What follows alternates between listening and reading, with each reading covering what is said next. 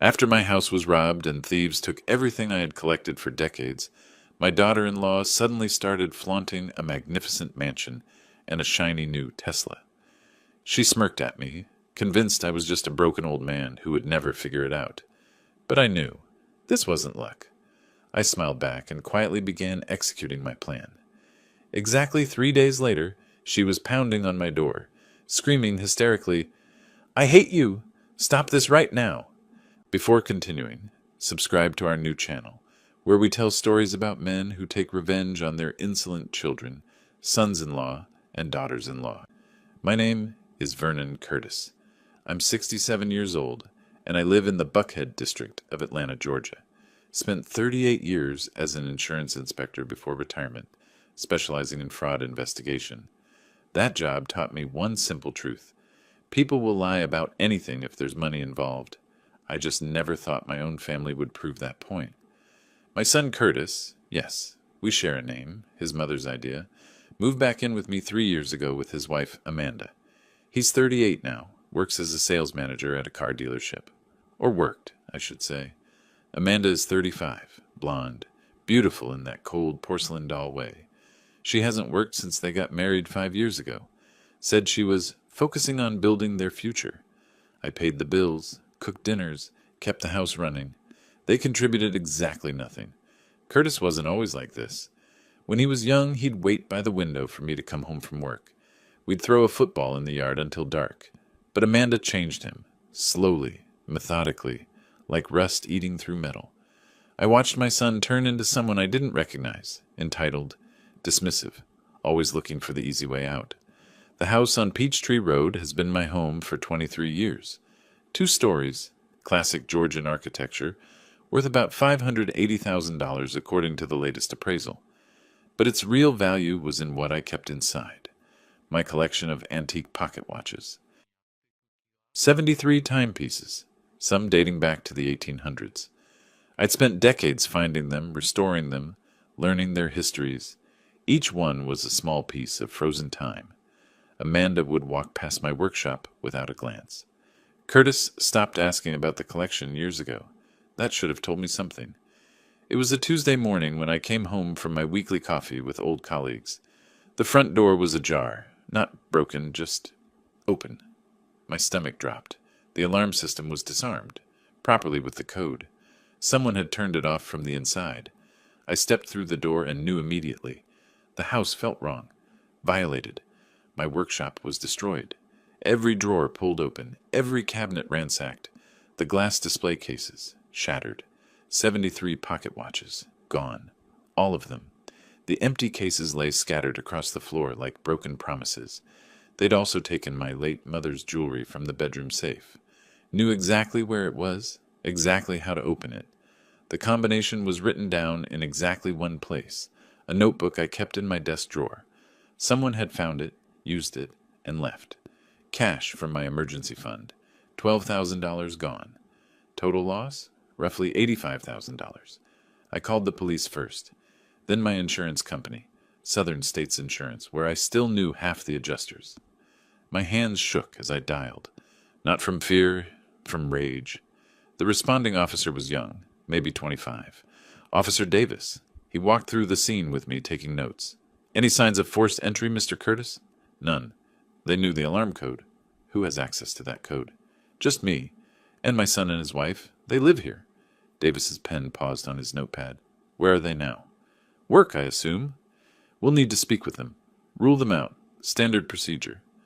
I nodded, but something cold was already forming in my gut. The professionals who did this knew exactly what to take, exactly where to find it, exactly how to disable the security. That kind of precision doesn't come from random burglars. Curtis and Amanda came home that evening. I was sitting in the living room, surrounded by police tape and fingerprint dust. "Oh my goodness," Amanda gasped, hand flying to her mouth. "Vernon, what happened?" Her performance was flawless. The shocked concern, the trembling voice, the way she gripped Curtis's arm for support. If I hadn't spent 4 decades catching liars, I might have believed her. Curtis looked genuinely shaken. "Dad, are you okay? Did they hurt you?" "I was out.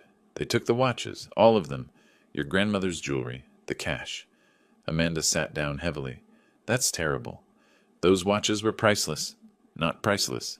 $73,000 worth, according to my last appraisal, plus $12,000 in cash and jewelry, valued at roughly $9,500. I watched her face carefully as I listed the numbers. Nothing. Not a flicker. Either she was innocent, or she was very, very good. The police questioned them separately. Standard procedure.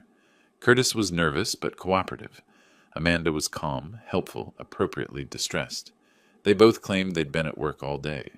The dealership would confirm Curtis's alibi. Amanda had been running errands. No specific timeline, no witnesses. After the police left, Amanda made tea. Brought me a cup with 2 sugars, exactly how I like it. We'll get through this, she said softly. Family sticks together. I looked at her perfect smile and thought about the alarm code, the safe combination, the surgical precision of the theft. Yes, I said. Family. The insurance adjuster came the next day. Catherine Hopkins, 44, sharp as a tack. We'd worked together on dozens of cases before my retirement.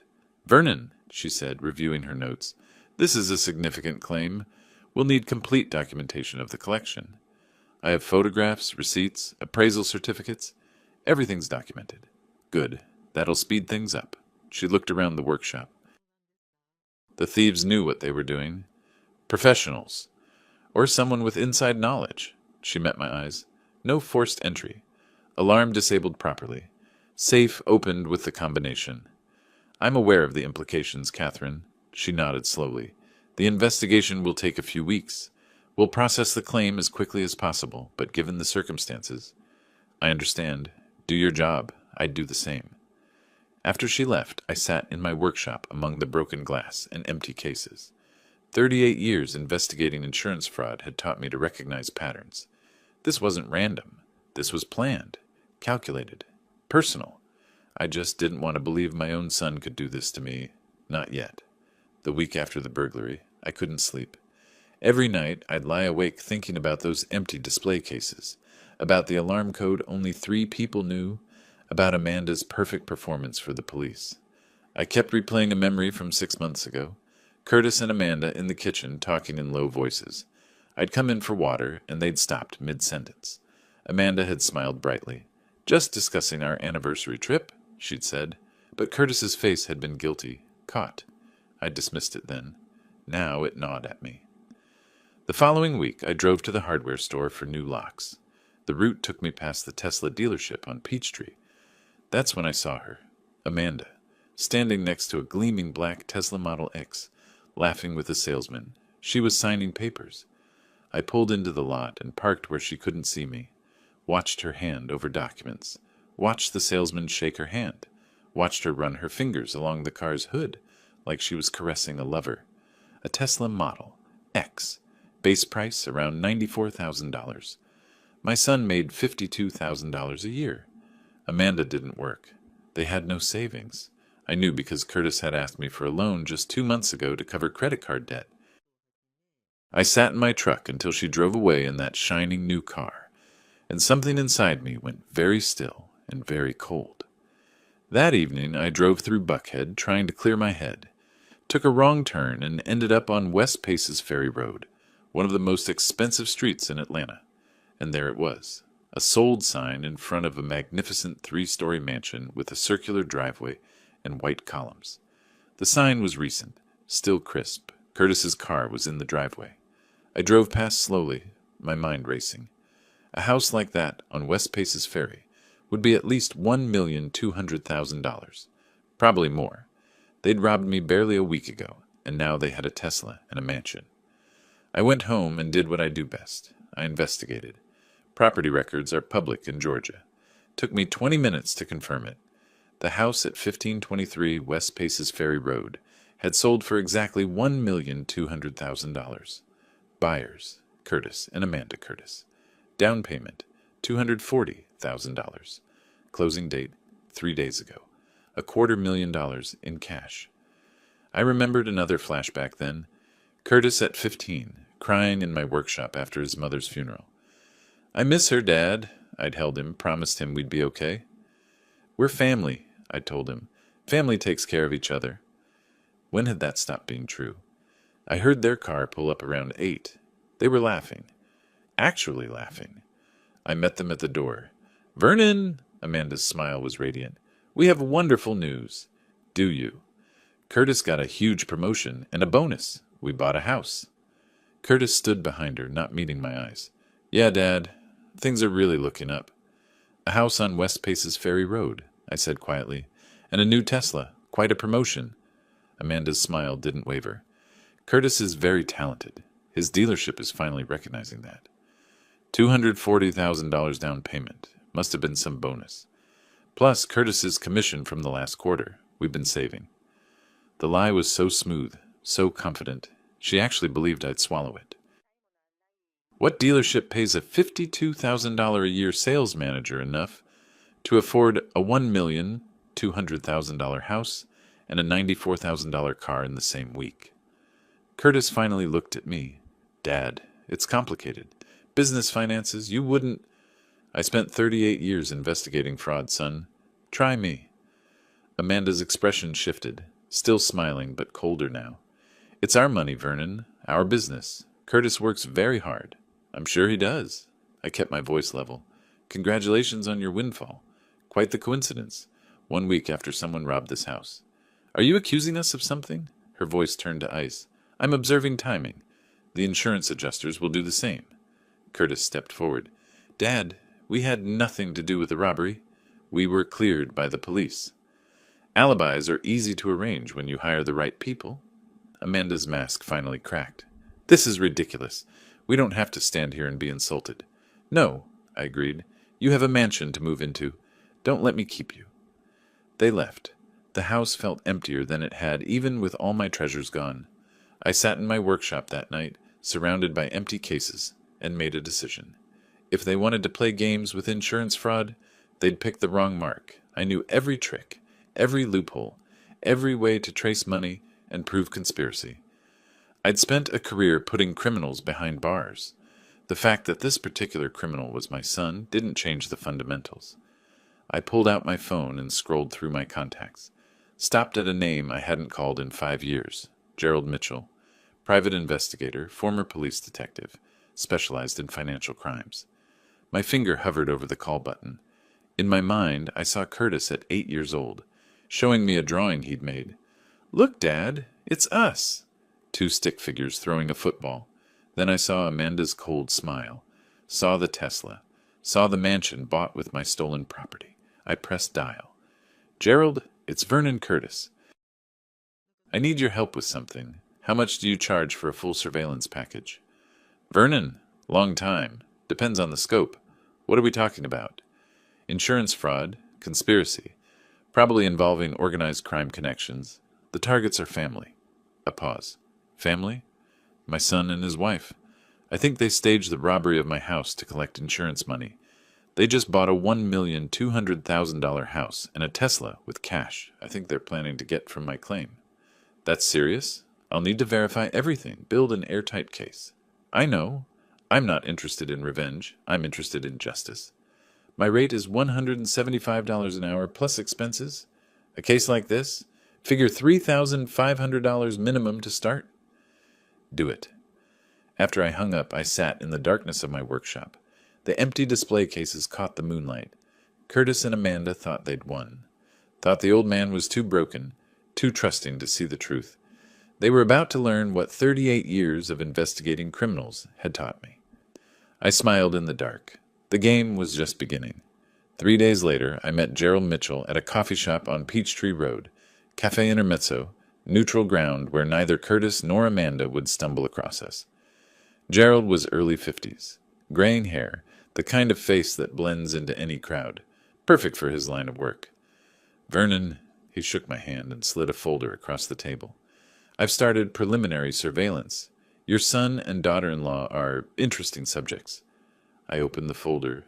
Photographs. Curtis and Amanda at their new mansion. Amanda loading shopping bags into the Tesla. Both of them at an upscale restaurant I knew cost $200 per person minimum. "They're not exactly hiding their newfound wealth," Gerald observed. "No. They think I'm just a grieving old man too broken to connect the dots." "Are you? Broken, I mean." I looked at the photos. Amanda's smile was radiant, triumphant. Curtis looked relaxed, happy in a way I hadn't seen in years. "No," I said. "I'm done being broken." Gerald nodded. "Good. Because what I'm about to tell you requires a clear head. I need you to authorize a full financial audit. I have connections at several banks, but I'll need your signature on some documents. Legal gray area, but everything will be admissible in court. What are we looking for? Money trails? Your son makes $52,000 a year. Even with perfect credit and zero debt, which he doesn't have, no bank would approve him for that mortgage without serious capital. Someone funded that down payment." I signed the papers he pushed across the table. "How much? For the full package? Financial audit, surveillance, background checks on known associates, $3,500 up front, then $175 per hour for active surveillance." I wrote him a check without hesitation. Money I'd saved for retirement, for emergencies. This qualified. "One more thing," I said. "I need a lawyer, someone who specializes in insurance fraud and civil litigation." Gerald smiled. "I know just the person." That evening, Amanda called. Her voice was honey-sweet. "Vernon, Curtis and I are having a housewarming party this Saturday. You simply must come. It would mean so much to us." I could hear the smugness underneath the sweetness. She wanted me to see their success, wanted to rub my face in it. "What time?" I asked. 7 o'clock. "And Vernon?" "It's formal. Do you still have your Navy suit?" The one I'd worn to my retirement party, to my mother's funeral, to every important occasion for the last 20 years. "I'll find something appropriate." "Wonderful. See you then?" I hung up and looked around my workshop. The empty display cases seemed to stare back at me, accusing. But I wasn't that victim anymore. I was becoming something else, something patient, something methodical, something they should have feared. The next morning I met with Ronald Stewart, the attorney Gerald had recommended. His office was on Peachtree Street, 17th floor, floor-to-ceiling windows overlooking downtown Atlanta. Ronald was 61, sharp-eyed, with the kind of quiet confidence that comes from winning more cases than you lose. "Mr. Curtis," he said, gesturing to a leather chair. Gerald filled me in on the basics. Insurance fraud, suspicious timing, family members as suspects. "Alleged suspects," I corrected. "I need proof before I make accusations." "Smart. That's why you're here." He opened a legal pad. "I'm going to need complete documentation of your insurance claim, timeline of events, financial records for Curtis and Amanda, if you can get them, and any evidence of their current assets." "I can get most of that." "Good. My retainer is $2,800. That covers initial consultation, document review, and preparation of legal strategy. If we move forward with civil litigation, costs will increase substantially." "I understand." I wrote another check. My retirement savings were disappearing fast, but I didn't care. Some things are worth more than money. Ronald studied me over his reading glasses. "Vernon, I have to ask, are you prepared for where this might lead? If they're guilty, if we prove fraud, you're looking at criminal charges, prison time. Your son could go to jail. My son made his choice when he robbed me." "Fair enough." He made a note. "We'll start with the financial audit. Once we have concrete evidence of where their money came from, we can build from there." That Saturday, I drove to the mansion on West Paces Ferry Road. The circular driveway was packed with luxury cars, Mercedes, BMWs, another Tesla. The house was lit up like a palace, music drifting through the spring evening. Amanda met me at the door in a designer dress that probably cost more than my monthly pension. "Vernon, you came." She kissed my cheek, her perfume overwhelming. Come in. Let me show you around." The foyer alone was bigger than my living room. Marble floors, crystal chandelier, a staircase that curved up to the second floor like something from a movie. The living room had 20-foot ceilings, modern art on the walls, furniture that looked expensive and uncomfortable. "Isn't it magnificent?" Amanda gushed, leading me through room after room. "We got such a good deal on the furniture. Curtis has been working so hard." I smiled and nodded, playing the proud father. But I was cataloging everything. The $8,000 sectional sofa, the imported Italian tile in the kitchen, the Sub-Zero refrigerator, the wine cellar stocked with bottles I recognized as collectibles. Rough estimate, they'd spent $150,000 furnishing this place.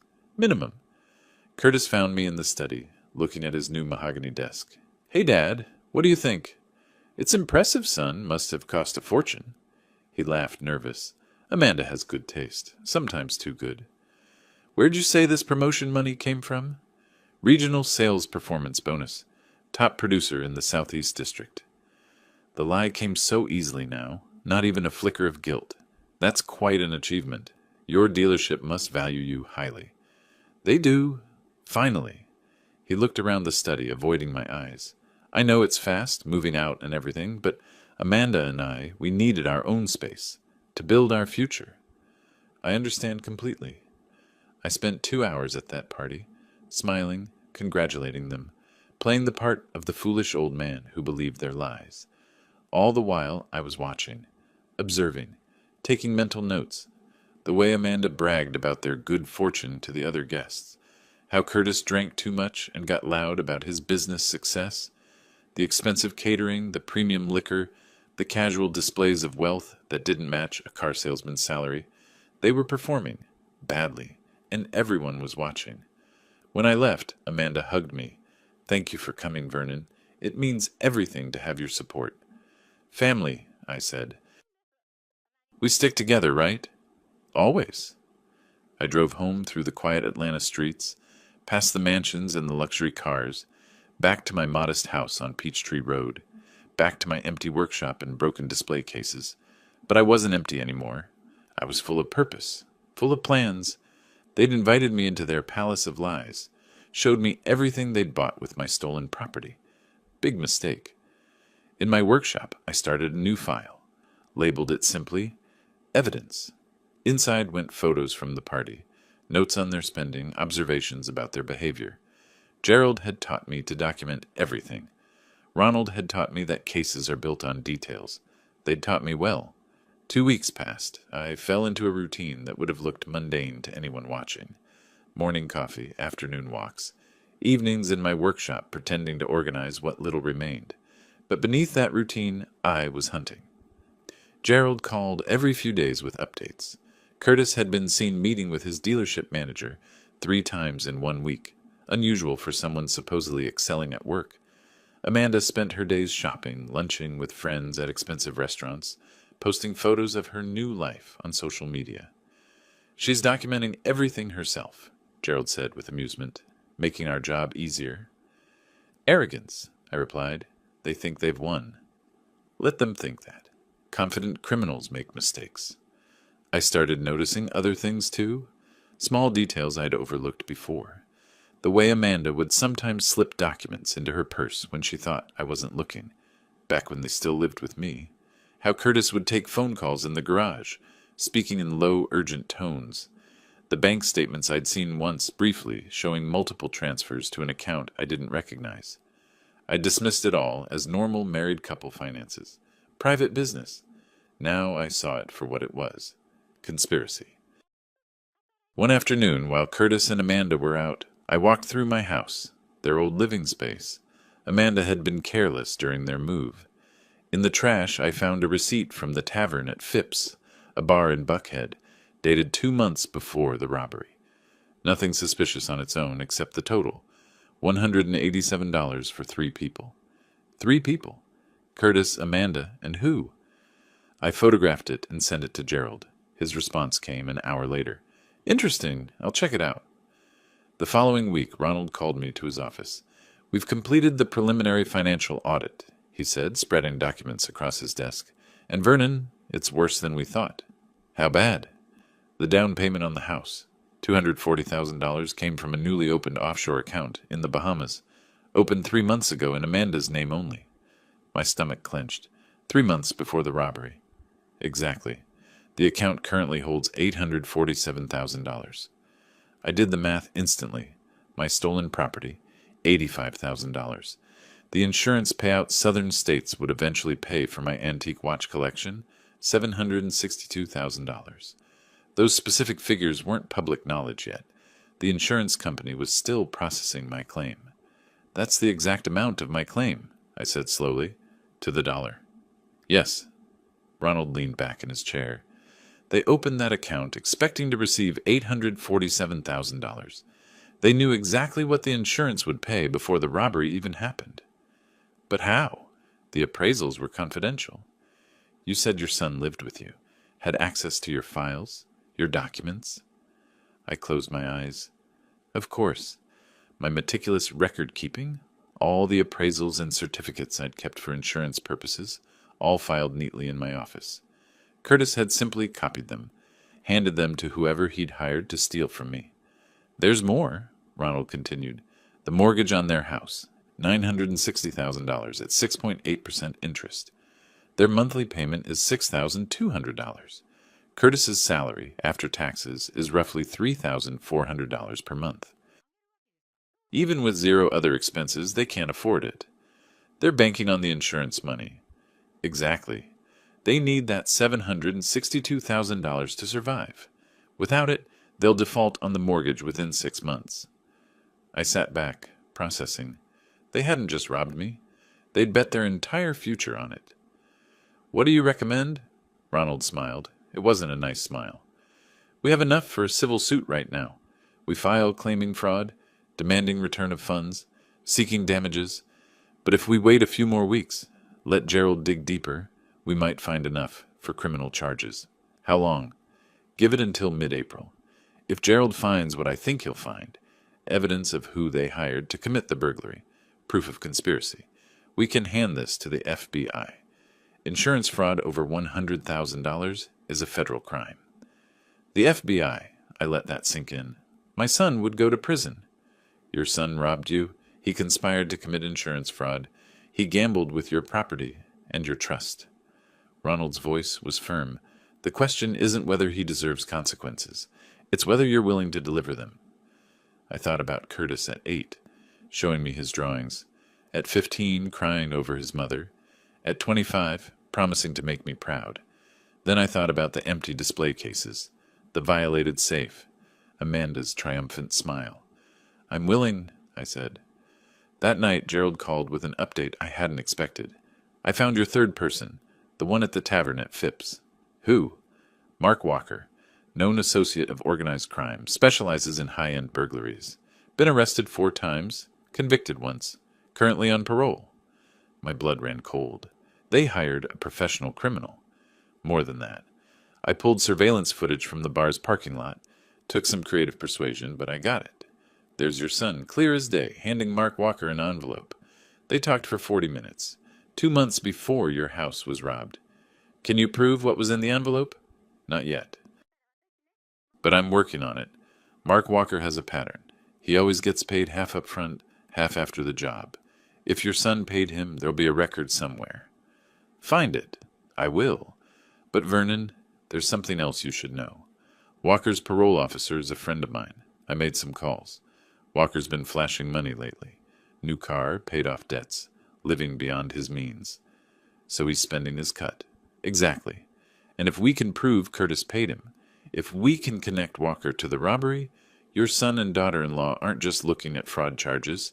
They're looking at conspiracy, theft, and organized crime connections. I sat in my workshop that night, surrounded by the tools I'd used to restore my pocket watches. Delicate work, requiring patience and precision, this would require the same. I opened my laptop and started a new document. Timeline of evidence. Every date, every transaction, every lie they'd told. I organized it chronologically, cross-referenced it with Gerald's surveillance reports and Ronald's financial audits. The picture that emerged was damning. They'd planned this for months. Researched my collection, copied my documentation, found a professional to execute the theft, opened offshore accounts to hide the money, bought the mansion before the insurance even paid out. Every step calculated, every move deliberate. They'd underestimated one thing: me. By the time I finished that document, it was 3 a.m. My eyes burned, my back ached, but I felt more alive than I had in months. I wasn't the victim anymore. I was the investigator, the hunter, the one who saw through the lies. And I was getting close. I sent the timeline to Ronald and Gerald. Attached a simple note. Keep digging. I want everything. Curtis called the next day, his voice strained. "Dad, can we talk? Just you and me?" "Of course, son. What's wrong?" "Nothing's wrong. I miss having coffee with you. Like we used to." For a moment, just a moment, I heard the boy he used to be, the one who needed his father. Then I remembered the offshore account, the hired criminal, the lies. "Let's meet tomorrow," I said. "Cafe Intermezzo, 10 o'clock. "Thanks, Dad. Thank you." I hung up and looked at my evidence file. Tomorrow I'd sit across from my son and pretend everything was fine. Pretend I didn't know about Mark Walker, about the Bahamas account, about their crumbling finances. I'd smile and drink coffee and play the fool one more time, because that's what investigators do. We wait, we watch, we let the guilty think they're safe, and then, when the evidence is perfect, when the case is airtight, when there's no escape, we strike. I was almost ready. The coffee meeting with Curtis was painful. He sat across from me, stirring sugar into his cup, talking about nothing. The weather, sports, anything but the truth hanging between us like smoke. "Dad, I know things have been weird since the robbery," he said finally. "I just want you to know, we're here for you, Amanda and I." I watched him lie to my face and felt nothing. Not anger, not sadness, just cold calculation. "I appreciate that, son. Have you heard anything from the insurance company? About the claim?" There it was, the real reason for this meeting. Catherine's still processing everything. These things take time. Relief flooded his face. "Of course.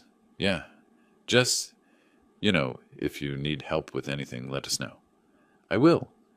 After he left, I sat there for another hour, drinking coffee that had gone cold. Then I made my move. I called Catherine Hopkins at Southern States Insurance. We'd worked together for 15 years before my retirement. She trusted me, respected my judgment. "Catherine, I need to meet with you. Privately. It's about my claim." "Vernon, you know I can't discuss ongoing cases outside of...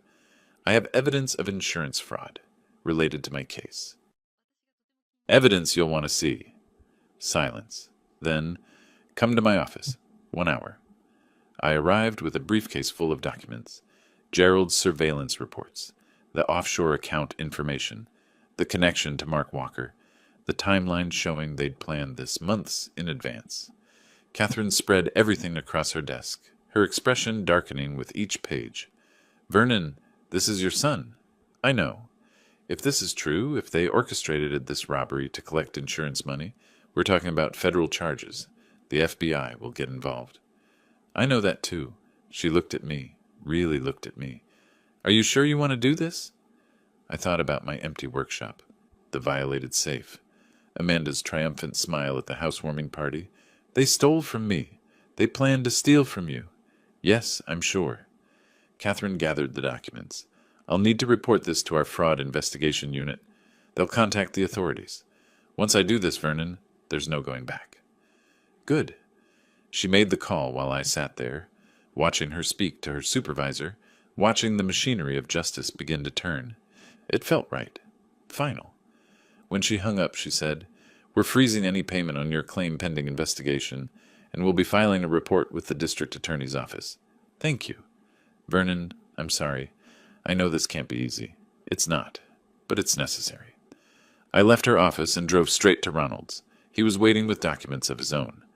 "I prepared the civil suit," he said, sliding papers across his desk. "We're suing Curtis and Amanda Curtis for fraud, theft, and damages totaling $847,000.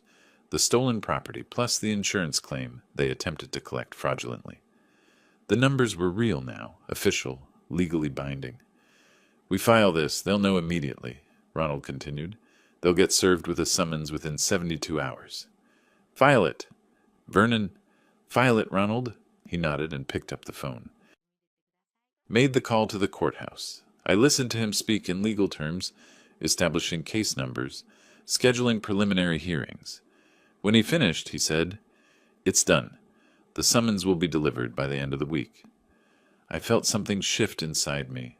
Not triumph, not satisfaction, just rightness, like a watch clicking into place. "One more thing," I said. "I need to update my will." Ronald raised an eyebrow. "Cutting him out? Every penny. I want it documented, notarized, filed properly. Curtis gets nothing when I die. I'll draw up the paperwork. That evening I sat in my workshop with a glass of whiskey, something I rarely did, and looked at the empty cases. Soon, very soon, Curtis and Amanda would know I knew. They'd panic, scramble, probably hire lawyers they couldn't afford. They'd realize the old man wasn't as broken as they thought. I took out my phone and scrolled through Amanda's social media. She'd posted new photos that afternoon, her and Curtis at a fancy restaurant, champagne glasses raised, her caption reading, "Living our best life. Dreams really do come true. Hashtag blessed. Hashtag new beginnings." I stared at that hashtag. Blessed. They had no idea what was coming. The next morning I met with a notary public Ronald had recommended. Signed the new will in front of witnesses. Everything I owned, the house, my savings, my pension, everything would go to charity. The Atlanta Historical Society would get my house, and whatever remained of my estate. Curtis would get exactly what he'd given me. Nothing. "Mr. Curtis," the notary said as I signed the final page, "you understand this completely disinherits your son?" "I understand perfectly." That weekend I did something I hadn't done since the robbery. I went to my favorite antique shop in Virginia Highland, a place I'd spent countless Saturday mornings over the years. The owner, Thomas Bennett, greeted me with genuine concern. "Vernon, I heard about the robbery. I'm so sorry about your collection." "Thank you, Thomas. If you're looking to rebuild, I have some pieces that might interest you." "Not today. Today I'm just visiting." I walked through the shop, looking at pocket watches I couldn't afford to buy anymore. I'd spent my savings on lawyers and investigators. But I didn't feel sad. I felt purposeful. My collection was gone, but I'd get justice. And somehow, that was enough. On the drive home, my phone rang. "Gerald. Vernon, I have something you need to hear. Can you come by my office?" "On my way." Gerald's office was in a strip mall in Chambly, unpretentious and functional. He met me at the door with a laptop. I got the security footage from the tavern at Phipps. Took some convincing and a few favors, but I got it. He played the video. Grainy, black and white, but clear enough. Curtis sitting in a booth with Mark Walker, talking for 30 minutes. Then Curtis reaching into his jacket and pulling out an envelope, passing it across the table. Walker counting what was inside, cash, obviously, and nodding. "That's your son paying a known criminal," Gerald said, "2 months before your house was robbed. Can you prove what was in the envelope?" Walker's parole officer is cooperative. Walker deposited $15,000 cash the next day. Claimed it was from selling a car, but couldn't produce any paperwork. This video proves Curtis gave him that money. I watched the video again. My son, my only child, conspiring with a criminal to rob his own father. "Send it to Ronald and Catherine," I said. "They'll need it." "Already done. Vernon, this is enough for criminal charges. Federal charges. Your son is going to prison." I nodded slowly. "I know." That night, I couldn't sleep. I kept seeing Curtis at 8 years old, showing me his homework. At 15, asking for advice about girls. At 23, introducing me to Amanda for the first time. So proud, so happy. Where had I gone wrong? Or had Amanda done this to him? Corrupted him? Changed him into someone who could rob his own father? It didn't matter anymore. The choice was made. The papers were filed. The evidence was gathered. Tomorrow, or the next day, or the day after that, Curtis and Amanda would get served with the lawsuit.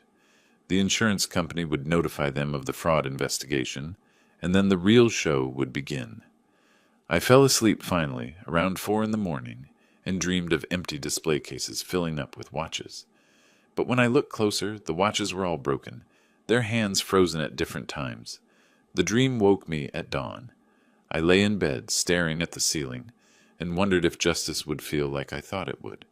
Only one way to find out. 3 days later, I was in my workshop when I heard a car screech into my driveway. The engine cut off abruptly, followed by a car door slamming hard enough to rattle windows. I knew that sound. Rage. Panic. The front door burst open without a knock. Amanda's voice, shrill and furious, echoed through the house. "Vernon, where are you?" I stayed in my workshop, waiting. Let her come to me. She appeared in the doorway, face flushed red, hair disheveled, waving papers in her hand. The civil suit summons. Right on schedule. "What is this?" she screamed. "What the hell is this?" I looked up from the pocket watch I was pretending to examine, one of the few pieces that hadn't been in the collection, a cheap modern reproduction I kept for parts. "Legal papers from the look of it. Don't play dumb with me. You're suing us? For $847,000? Are you out of your mind?" "Sit down, Amanda. You're going to want to sit down for this." "I'm not sitting anywhere. I hate you. Do you hear me? I hate you." Her voice cracked on the last word, hysteria bleeding through the anger. I'd seen this reaction before, in fraud suspects who realized they'd been caught. The rage panic cocktail that comes when the walls start closing in. "You should hate yourself," I said calmly. "You're the one who orchestrated a robbery." Her face went white, actually white, like someone had drained the blood from it. Her mouth opened, closed, opened again. No words came out. "Close the door," I said, "unless you want the neighbors to hear this." She slammed it shut, hands shaking.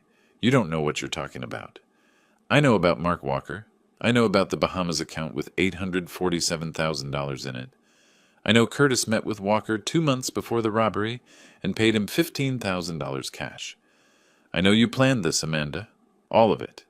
She grabbed the doorframe for support, legs visibly unsteady. You can't prove any of that." I pulled out the folder I'd prepared, the same evidence I'd given to Catherine and Ronald, but formatted nicely for maximum impact. I opened it on my workbench. Bank statements showing the offshore account. Opened 3 months before the robbery. In your name only. I tapped the first page. Surveillance photos of Curtis meeting with Mark Walker. Tap. Security footage from the bar showing Curtis handing Walker an envelope of cash. Tap. Financial analysis showing there's no legitimate way you could afford a $1,200,000 house on Curtis's salary. Tap. Amanda stared at the documents like they were snakes. Her breathing got faster, shallower. "You were supposed to be broken," she whispered. "You were supposed to just accept it." "Surprise!" She lunged forward, grabbed the folder, and threw it across the room. Papers scattered everywhere. "You can't do this. We'll fight it. We'll tell everyone you're a senile old man making up stories." "Go ahead. The insurance company already has copies. So does my attorney. So does the fraud investigation unit. You throwing a tantrum in my workshop doesn't change the evidence." Her face transformed. The rage collapsed into something that looked almost like fear. Real, genuine fear. Her eyes went wide, pupils dilated, and I watched her really realize, that she was caught. "There's more," I said quietly. "The insurance company has frozen your claim. They're filing criminal charges for insurance fraud. That's a federal offense, Amanda. FBI involvement. Prison time." "No." She shook her head frantically. No. You have to stop this. You have to call them back and tell them it's a mistake." "It's not a mistake. You robbed me. You hired someone to break into my home and steal my property. You planned to collect $762,000 from insurance fraud. Those are facts." "Stop this!" The scream was desperate now, animal. "Please, Vernon, please. We'll give you back whatever you want. The house, the car, anything." "You should have thought of that before you robbed me." She dropped to her knees, actually dropped to her knees, hands clasped like she was praying. Tears streamed down her face, taking her makeup with them. She looked nothing like the polished, confident woman who'd served me tea after the robbery. She looked destroyed. "Please," she sobbed. "I'm begging you. Curtis will go to prison. We'll lose everything. Please." I watched her beg and felt nothing. No satisfaction, no triumph. Just a cold, empty certainty that this was exactly what needed to happen. "You're right about one thing," I said. "You will lose everything. The house will be seized. The car. Your reputation. Your freedom. Everything you stole. Everything you bought with stolen money. Everything you built on lies. Gone. I hate you," she whispered through tears. "I hate you so much. You already said that. You should probably leave now. My lawyer advised me not to speak with you without legal representation present." She looked up at me with pure venom in her eyes. The mask was completely gone now. No more sweet daughter-in-law, no more concerned family member, just rage and hatred and fear. "This isn't over," she hissed. "Yes, it is. You just don't know it yet. She stood up, unsteady, and backed toward the door. Curtis will never forgive you for this. Curtis made his choice when he hired Mark Walker. Now he lives with the consequences. She left, stumbling slightly, and I heard her car start. Heard the tires squeal as she peeled out of my driveway too fast, probably leaving rubber marks. I sat in my workshop, surrounded by scattered papers from the folders she'd thrown, and finally, I smiled. Not a happy smile, not triumphant, just satisfied.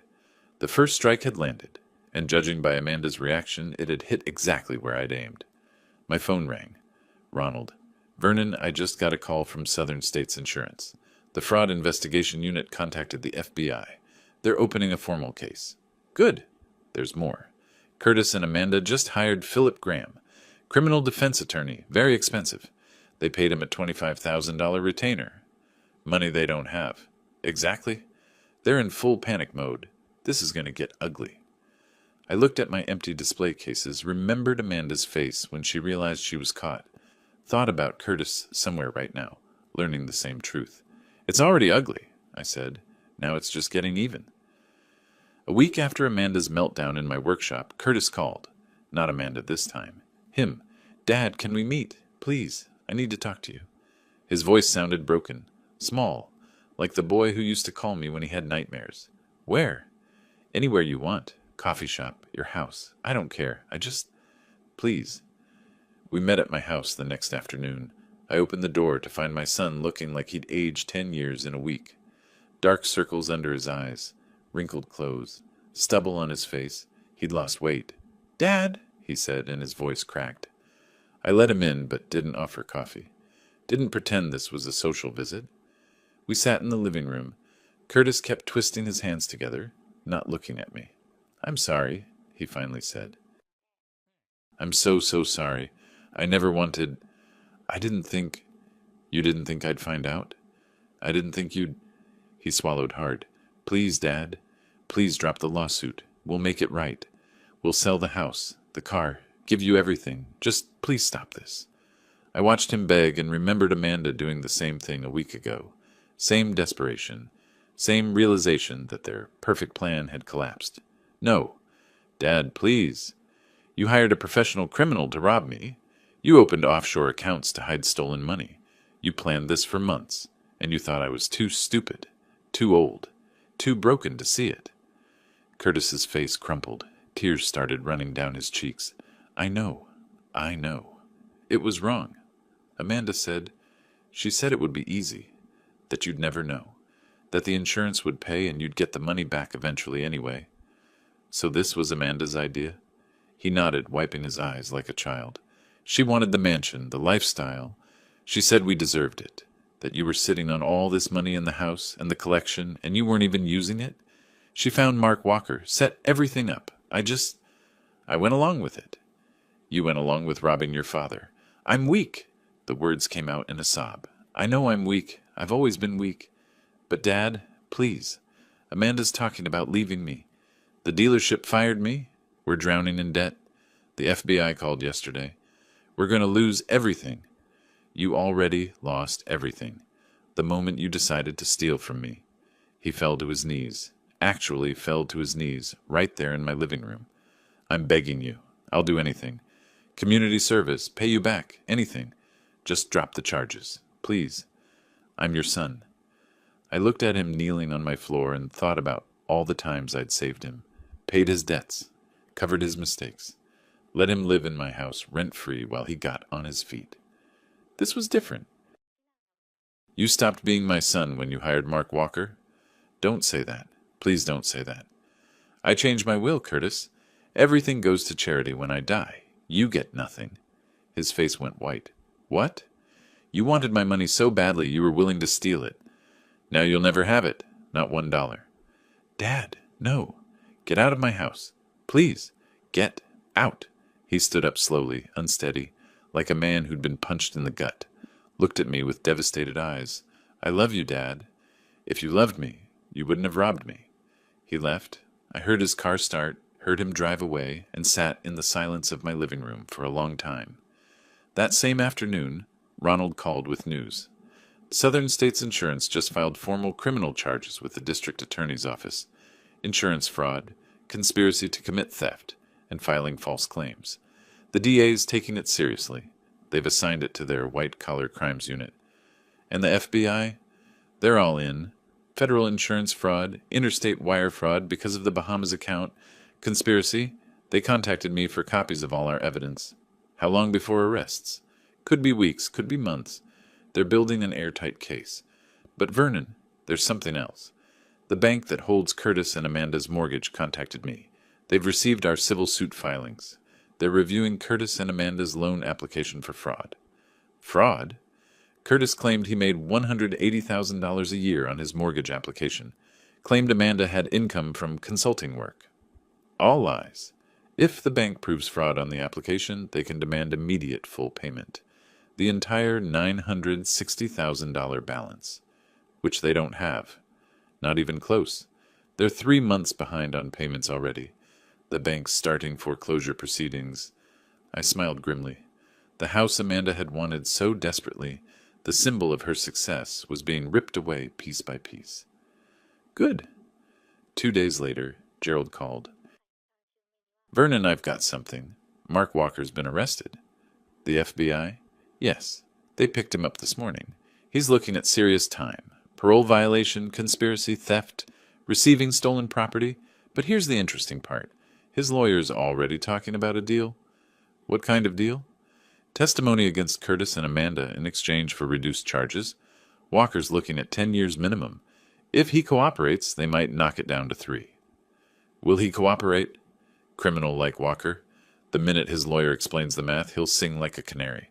He has no loyalty to your son and daughter-in-law. They were just clients. I sat back in my chair, processing. So we'll have Walker's testimony. The video footage, the financial records, everything. Everything. It's not just airtight, Vernon. It's welded shut. They have no defense. That evening, I did something I hadn't done in weeks. I went to my workshop and started cleaning, swept up the broken glass from the display cases, organized my tools, started planning what I'd do with the space once this was all over. Maybe I'd rebuild the collection. Maybe I'd do something completely different. Either way, I wasn't defined by what they'd taken anymore. The following week, Catherine Hopkins called me. Vernon, I wanted to give you an update. Southern States has officially denied the insurance claim. We've also filed a recovery suit against Curtis and Amanda for our investigation costs. $47,000 so far. How are they responding? Their lawyer, Philip Graham, is trying to negotiate. Wants us to accept a settlement, drop the criminal referral, make this go away quietly. And we told him absolutely not. This is textbook insurance fraud. We're making an example of this case. I could hear the satisfaction in her voice. Catherine had worked insurance fraud for 20 years. She took it personally when people tried to steal from the company. Thank you, Catherine. Vernon, I want you to know what you did, bringing us this evidence. It took courage. I know Curtis is your son. Was my son?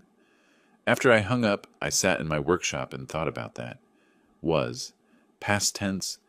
My son was gone, replaced by someone I didn't recognize, someone who could look me in the eye and lie, someone who could hire criminals, someone who could betray family for money. That person wasn't Curtis anymore. Maybe he never really was.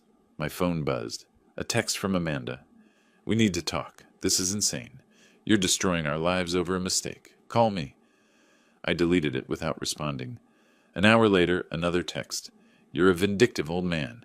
Curtis is sick over this. You're killing your own son. Delete. Another. Fine. We'll fight this. You'll see. We have a good lawyer. You won't win. I almost laughed at that one. They'd already lost. They just hadn't accepted it yet. I turned my phone off and went back to cleaning my workshop. Tomorrow, Ronald wanted to meet to discuss the civil case timeline. Next week, I had to give a deposition to the FBI. The machinery of justice was slow, but it was thorough, and it was just getting started. 3 weeks after Curtis's visit, Gerald called with the breakthrough I'd been waiting for. Vernon, you need to see this. I drove to his office in Chambly. He had his laptop open, a video paused on the screen. Remember the bar footage showing Curtis paying Walker? I went back to the tavern at Phipps, convinced the manager to let me review more footage. Look at this. He pressed play. The video showed Curtis and Mark Walker in the booth, but this time from a different angle. Curtis reaching into his jacket, pulling out a thick envelope, handing it across the table. Walker opening it right there, counting cash. You could actually see the bills. Walker's lips moving, probably counting. $15,000, Gerald said. You can see Walker count it, and look at the timestamp. The date on the video was exactly 2 months before my robbery. This is better than the first video, I said. It gets better. I found Walker's parole officer. Name's James Rodriguez. He's cooperating with the FBI.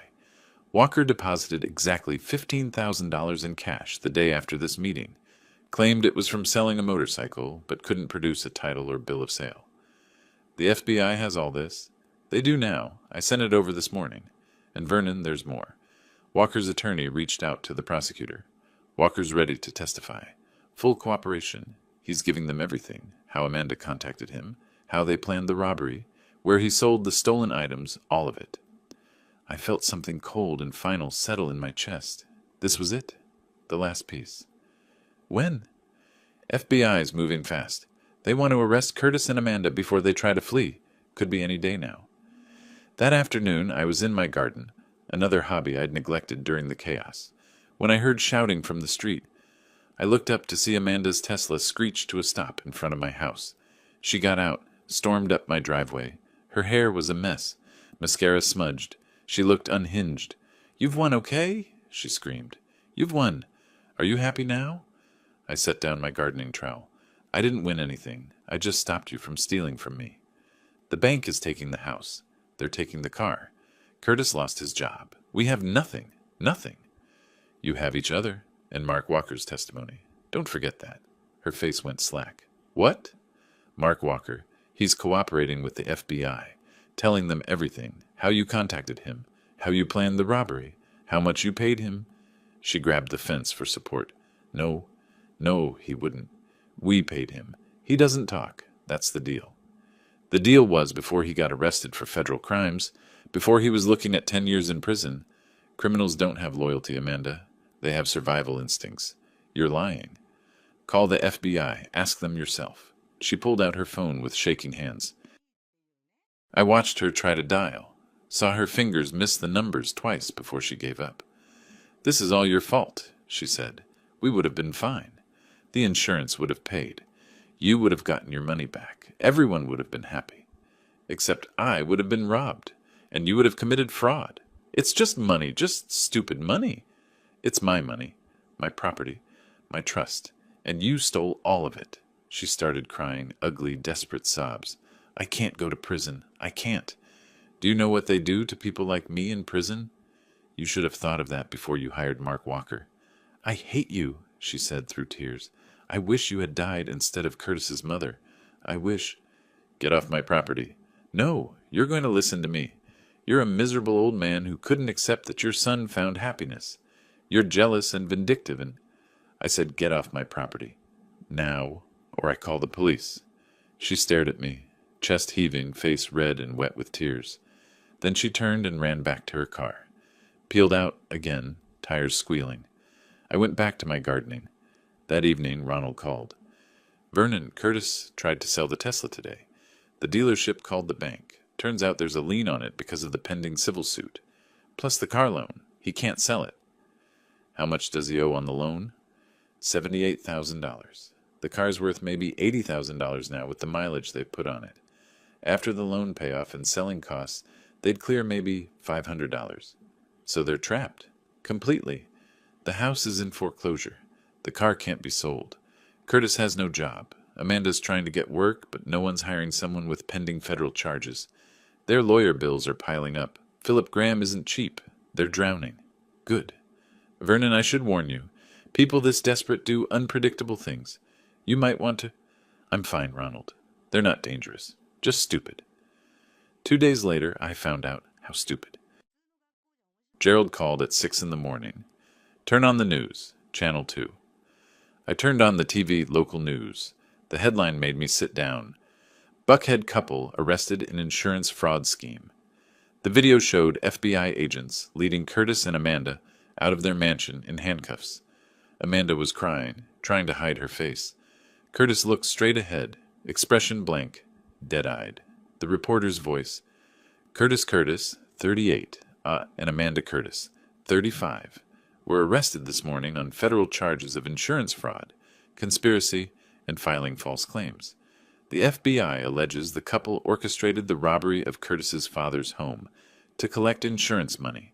If convicted, they face up to 10 years in federal prison. The camera panned to show the mansion. The for sale sign now had a bank-owned foreclosure banner across it. I watched my son get loaded into an FBI vehicle and felt relief. It was over. The investigation, the waiting, the wondering if they'd somehow escape. Over. My phone rang. Catherine Hopkins. Vernon, I assume you've seen the news. I have. The FBI moved fast. Walker's testimony sealed it. They couldn't risk Curtis and Amanda fleeing once they knew Walker was cooperating. What happens now? Arraignment, probably this afternoon. They'll plead not guilty, get released on bail if they can afford it, which they probably can't. Then it's a waiting game for trial. But Vernon, with Walker's testimony, the video evidence, the financial records, the prosecutor said they're hoping for a plea deal. They don't want to waste resources on a trial they've already won. How long? For a plea deal? Could be weeks, could be months. Federal system moves slower than state. After I hung up, I sat in my living room and thought about Curtis at 8 years old, at 15, at 25, all the versions of my son who'd existed before Amanda, before greed, before betrayal. Those versions were gone now. Maybe they'd been gone for years, and I just hadn't wanted to see it. My phone buzzed, a text from an unknown number. This is Philip Graham, Curtis and Amanda's attorney. We need to discuss a settlement. Please call me. I deleted it. Settlement time was over. Now came justice. The civil trial happened first, about 3 weeks after the arrest. I sat in the courtroom, Fulton County Superior Court, downtown Atlanta, watching Curtis and Amanda at the defendant's table. They looked smaller somehow, diminished. Curtis wore a cheap suit I didn't recognize. Amanda's designer clothes were gone, replaced by something off the rack from a discount store. Their lawyer, Philip Graham, looked tired, defeated before the battle even started. Ronald presented our case methodically. The stolen property valued at $85,000. The attempted insurance fraud of $762,000. The offshore account. The conspiracy with Mark Walker. The video evidence. The financial records. Philip Graham tried to argue, claimed there was no direct proof Curtis and Amanda had orchestrated the robbery. Suggested Mark Walker was lying to save himself. The judge, Honorable Margaret Chen, 58, no-nonsense veteran of the bench, wasn't buying it. Counsel, she said, interrupting Graham's argument, your clients opened an offshore account with exactly $847,000, 3 months before the robbery.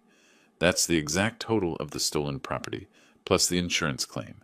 Are you suggesting that's coincidence? Graham opened his mouth, closed it. Your Honor, and the video evidence showing Mr. Curtis paying Mr. Walker $15,000 in cash 2 months before the robbery. Also, coincidence? The defense would argue, save it for the criminal trial, Mr. Graham. This is civil court, preponderance of evidence, and the evidence here is overwhelming. I watched Curtis sink lower in his chair, watched Amanda grip the table, knuckles white. Judge Chen ruled from the bench. Didn't even take time to deliberate. I find for the plaintiff, Vernon Curtis, in the amount of $847,000 in damages plus $43,000 in legal and investigative costs, for a total judgment of $890,000. Furthermore, I'm placing immediate liens on all property owned by the defendants, including the residence at 1523 West Paces, Ferry Road, and the vehicle, a Tesla Model X. These assets will be seized and sold at auction to satisfy the judgment. The gavel came down. Final. Absolute. Amanda made a sound, something between a gasp and a sob. Curtis just sat there, staring at the table. Outside the courtroom, Ronald shook my hand. Congratulations, Vernon. That's as clean a victory as I've ever seen. When will the auction happen? 30 days. The bank has first claim on the house because of the mortgage. but there should be enough left over to cover a significant portion of your judgment. The Tesla will go toward the rest." I nodded. It wasn't about the money anymore. It was about watching their palace of lies get dismantled, brick by brick. The following week, I got a call I'd been waiting for. "Gerald, Vernon, you're going to want to hear this. The FBI recovered your collection." I almost dropped the phone. "What?" "Mark Walker kept everything in a storage unit in Marietta. FBI raided it yesterday as part of his plea agreement. They found all 73 pocket watches, your mother's jewelry, even the cash. Well, $8,000 of it. Walker spent the rest." I sat down heavily. "They're intact?" "According to the inventory, yes. Some minor damage to a few pieces, but mostly intact. The FBI is processing them as evidence, but they'll be returned to you once the criminal case concludes." I looked at my empty display cases and felt something crack inside me. Not breaking, mending. "Thank you, Gerald." "There's more. The prosecutor called. They're offering Curtis and Amanda a plea deal. 3 years supervised probation, 500 hours community service, full restitution to you and Southern States Insurance, and they both have to allocate. That means publicly admit guilt in detail. And if they don't take the deal, trial, and they're looking at 10 years federal prison minimum. The prosecutor's confident he'll win. Will they take it? Their lawyer would be insane to advise otherwise. Trial's a guaranteed loss. At least with the plea, they avoid prison time. That same afternoon, I saw Curtis one last time before the plea hearing. Not planned. I was at the grocery store on Peachtree. He was there with Amanda. Both of them looked gaunt, tired. They were buying generic brands, the cheapest options. Our eyes met across the produce section. Curtis looked away first. Amanda grabbed his arm and pulled him toward the exit. I heard her hiss, "Don't! Just don't!" I finished my shopping and drove home. Didn't feel triumphant. Didn't feel sad. Just complete. Like a watch that had been broken finally ticking again. The property auction was 3 weeks later. I didn't attend. Ronald represented me, but he called with the results. The mansion sold for $1,150,000. After the bank took their $960,000 for the mortgage, there's $190,000 left. The Tesla brought $81,000. After the loan payoff of $78,000, that's another $3,000. Total recovery, $193,000 toward your judgment. So they still owe me $697,000, which they'll never have. But the court can garnish any future wages, tax returns, inheritances. They'll be paying this off for the rest of their lives. I smiled at that. Not cruel, just satisfied. The prosecutor called a week before the plea hearing. "Mr. Curtis, I wanted to inform you that Curtis and Amanda Curtis have accepted the plea agreement. They'll be allocuting next week. I thought you might want to attend." "I'll be there." Fair warning, allocation can be emotional. They'll have to describe in detail what they did, admit their guilt publicly. Sometimes family members find it difficult to watch. I'll be fine. One more thing. You have the right to make a victim impact statement. Would you like to address the court? I thought about that. Thought about standing in front of Curtis and Amanda and telling them exactly how their betrayal had felt. Exactly what they'd taken from me. "Yes," I said, "I would." The plea hearing was scheduled for late morning in federal court. I arrived early, sat in the back row, and watched Curtis and Amanda enter with their lawyer. They looked broken. Curtis had lost at least 20 pounds. Amanda's hair was pulled back in a simple ponytail, no makeup, wearing clothes that looked borrowed. They didn't look around the courtroom, didn't want to see who was watching, but they knew I was there. I could tell by the way Amanda's shoulders tensed, the way Curtis kept his head down. The judge, Honorable Richard Morrison, Federal District Court, called the proceeding to order. "Mr. and Mrs. Curtis, you've agreed to plead guilty to 1 count of insurance fraud and 1 count of conspiracy. Is that correct?" They both stood, both whispered, "Yes, Your Honor." "I need you to allocute, to tell this court in your own words what you did. Mrs. Curtis, let's start with you." Amanda's voice was barely audible. "In January, I contacted a man named Mark Walker. I knew he did burglaries. I asked him if he would rob my father-in-law's house. I gave him the alarm code, told him what to take, where the safe was. I paid him $15,000 up front. and promised another $15,000 after. Why did you do this? We wanted money, for a house, for a better life. I thought we could collect the insurance money and no one would know it was us. Mr. Curtis, what was your role? Curtis's voice cracked. I met with Mark Walker, gave him the money my wife got from cash advances on credit cards. I gave him copies of the appraisals for my dad's collection so he'd know what to take. I knew what we were doing was wrong. I did it anyway. Judge Morrison's face was granite. You conspired to rob your own father, a man who, according to these records, had supported you financially for years, who let you live in his home rent-free. Curtis nodded, tears running down his face. Yes, Your Honor. And you, Mrs. Curtis, you planned this crime in detail, opened offshore accounts to hide the proceeds, bought a mansion and luxury car before the insurance even paid out. Yes, Your Honor. Amanda's voice was barely a whisper. This court has reviewed the plea agreement, 3 years supervised probation, 500 hours of community service, and full restitution of $890,000 to Vernon Curtis, plus $120,000 to Southern States Insurance. You'll be making monthly payments for likely the rest of your lives. Do you understand? Yes, Your Honor. The judge turned to me. Mr. Curtis, you have the right to address the court. Would you like to make a statement? I stood up, walked to the front of the courtroom, stood 10 feet from Curtis and Amanda at their table. Curtis finally looked at me. His eyes were red, devastated. I spoke calmly, clearly. Your Honor, I worked as an insurance inspector for 38 years. I investigated hundreds of fraud cases. I sent dozens of criminals to prison. I never thought I'd be investigating my own son.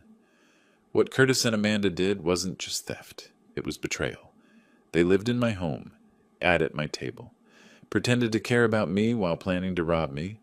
They hired a criminal to violate my home, to steal items I'd spent decades collecting. Items that meant something to me, memories, history. They didn't just steal money. They stole my trust, my sense of safety in my own home, my relationship with my son. I want this court to know that I don't forgive them. I don't accept their apologies. They made their choices. Now they face the consequences. That's justice. I sat back down. Judge Morrison nodded slowly. The court accepts the plea. Defendants are hereby sentenced to 3 years supervised probation, 500 hours community service, and restitution as specified in the agreement. You're both fortunate Mr. Curtis didn't push for prison time. Dismissed. The gavel fell. Curtis and Amanda stood there looking at each other, no relief on their faces, just empty acceptance. Amanda turned toward me as they left the courtroom. Our eyes met. I saw everything in that look. Hatred, regret, defeat. She opened her mouth like she wanted to say something. I just looked at her, said nothing. She turned away. Outside the courthouse, Ronald was waiting. Well done, Vernon. That was powerful. It needed to be said.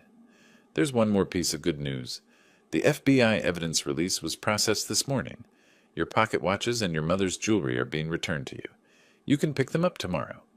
The next day, I drove to the FBI field office in Chambly. An agent led me to a room where 73 pocket watches were laid out on a table in clear evidence bags. My mother's jewelry, even $8,000 in cash, the remainder of what had been stolen. I stood there looking at them and felt tears in my eyes for the first time through this whole ordeal. Not tears of sadness, tears of relief. Mr. Curtis? The agent said. Are you all right? I'm fine. These are they're home. I spent the next 2 weeks carefully restoring each piece, cleaning them, checking their mechanisms, returning them to the display cases in my workshop. Some had minor damage, scratches, broken chains, but nothing irreparable. By the time I finished, it was late summer. The Georgia heat pressed against the windows of my workshop, but inside, everything was cool and quiet and right. I sat at my workbench with an 1887 Waltham pocket watch, the one my grandfather had carried, carefully adjusting its escapement. The tiny gears clicked into place with a satisfying precision. Behind me, the display cases gleamed. 73 timepieces, each one telling its own story, each one home where it belonged. My phone rang. Catherine Hopkins. Vernon, I wanted to let you know the final restitution payment to southern states came through. Curtis and Amanda's first payment, $850. Only $119,150 to go. She laughed dryly. At this rate, we'll be paid off sometime around 2060. Good. Let them pay. You sound satisfied. I am. Justice was served. Everything else is just details. After I hung up, I went back to the watch, set the time, wound the spring, listened to it tick. Steady. Reliable. Honest. Like it had always been. Like things should be. I thought about Curtis and Amanda somewhere in Atlanta, probably in a cheap apartment, working minimum wage jobs, making those monthly restitution payments, spending their weekends doing court-ordered community service, living with the criminal records that would follow them forever. I didn't feel guilty, didn't feel cruel. I felt right. They'd made their choices, chose greed over family, chose betrayal over honesty, chose quick money over integrity, and now they lived with those choices. I picked up another watch, an 1892 Elgin, beautiful silver case with railroad certification stamps, and started cleaning it. The work was meditative, peaceful. Outside my workshop window, I could see my garden, the flowers I'd been tending.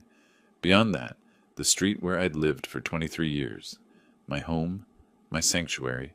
They'd tried to take it from me, tried to reduce me to a victim, a mark, a foolish old man. They'd learned otherwise. I smiled and returned to my work, surrounded by the ticking of 73 pocket watches, each one marking time, each one a small victory against those who thought they could steal what wasn't theirs. Justice had been served, and time, as always, kept moving forward. If you like this story, subscribe to our new channel and listen to a few stories there. You can find the link to it in the collaboration or description of this video or in the comments. Subscribe so you don't lose us, because this channel may soon cease to exist.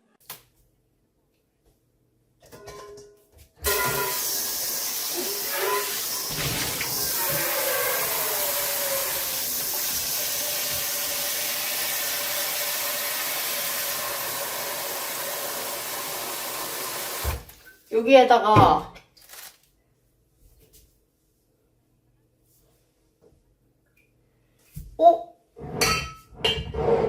야, 내 식초 어디 갔냐? 쉣!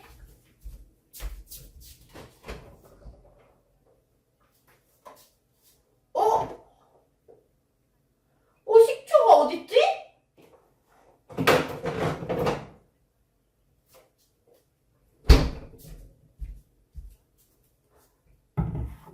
식초가 없는데